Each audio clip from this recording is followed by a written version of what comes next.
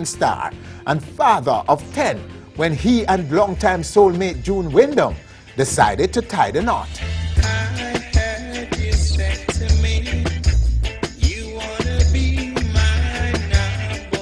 I think she was a good choice, you know, for Gregory, as you know, as the kind of character person she is. She's a very humble, quiet, and you know, that kind of a woman that a man would want to have in his abode, you know. I think maybe I'm one of the first person that she met as Gregory Issacs' friend. So we was riding together. We would drive to St. Thomas, to Yala St. Thomas to see her. And the first time she came to the studio for everybody to approve of her, everybody came over and said, "This nice lady." We was happy because Gregory Issacs now finds somebody that he really loves. I mean, I guess he loves all his children, mothers, and everything, but now he looked like he wanted to settle down. The two had been a steady item for over 5 years, during which June, a young teacher from Portland, adopted Issacs' Rastafarian lifestyle. And though none of the 10 children were conceived with June, she became mother to all. We had just bought a house at East Kings House Road. They had just signed with Island Records, and we took all of them. So You took all the kids? right, we had all 10 kids living there. You became mother for all of them? Mother. So, at that time I didn't see the need for having your own? The newlyweds were still enjoying the bliss of marriage in 1984 when Gregory was arrested and charged for illegal possession of firearm. Issacs pleaded guilty to the charge and was released after about 6 months behind bars at the General Penitentiary and paid a fine of $12,000. I've been charged for illegal possession of firearms. You're supposed to know about it. The charge for 2 guns different the scene and everything. I regret, but I had some great experience. I learned a lot differently. See, when you really find yourself more time, you know, is when you're alone by yourself, you know. You get to look into yourself. I read a lot different than fight a lot too.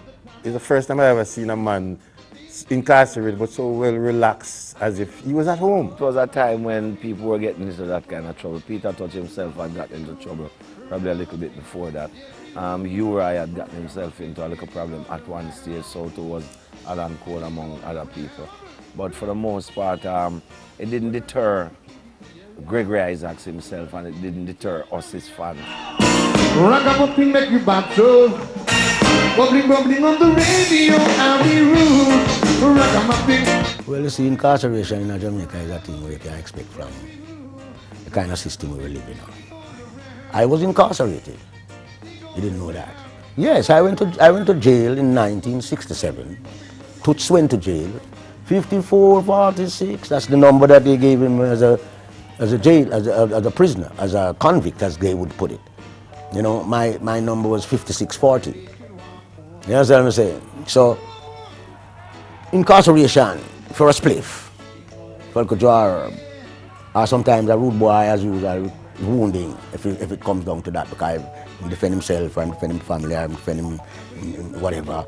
And sometimes it comes down to where the police comes into play based on the nature of the defense or offense, defense on how the police see it. So that's the way of the ghetto. That's the way of the environment that we all grew up in. And it's not every man can really resist the temptation sometimes. Sometimes you try to walk away from it, but then again it's so confronting that you have to just deal with it. I was taken from my people, robbed of my liberty.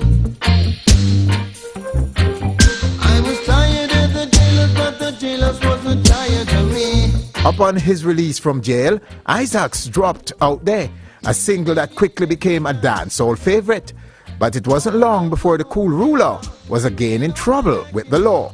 Issacs' police record shows that by 1986, he had been arrested, charged, and fined on all of 3 separate occasions for possession of cocaine, the substance that would plague his life and work to the very end. The more them get it, and the more them want it. I knew of it. We all know, everybody know, the whole industry know. It's not a secret. And Gregory never made it a secret, you know. But he'll warn you, you keep away from it.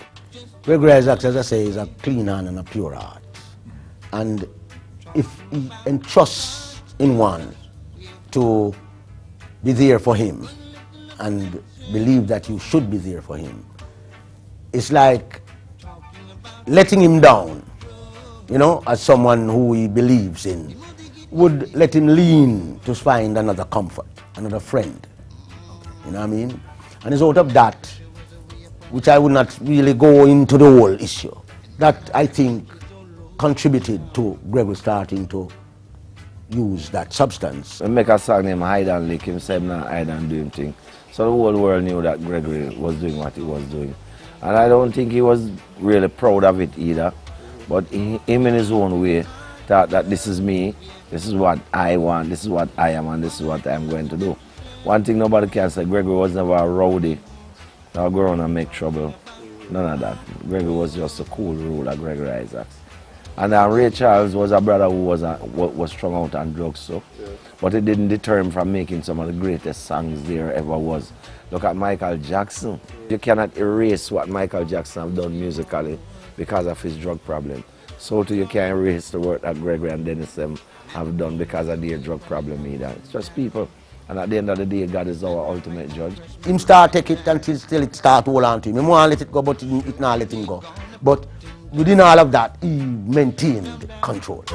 Talking about hard drugs.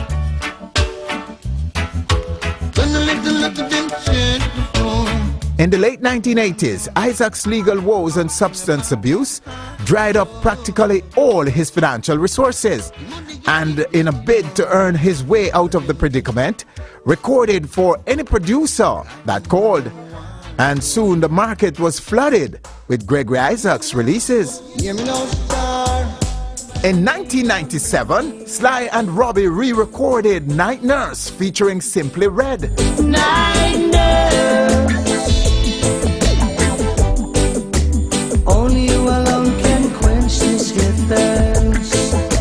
Penned by Gregory in 1983, the cover hit big in Europe, generating substantial publishing royalties for the reggae star, and was the hot number on the Rhythm Twins' 1999 Grammy winner, Friends. I always compose songs that other people can hear and like. Is different thing.